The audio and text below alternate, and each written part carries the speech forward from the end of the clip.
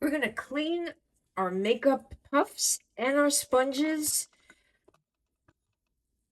and we're going to do it in the microwave. Okay, we're going to put some soap and hot water.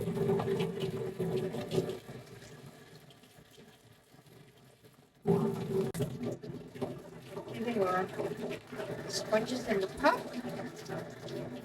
with a little dish soap, and we're going to cover it. One side, we're going to snap it closed and then leave the other side open and put it in the microwave.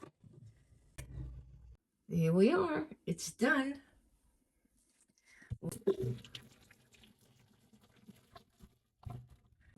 See the makeup?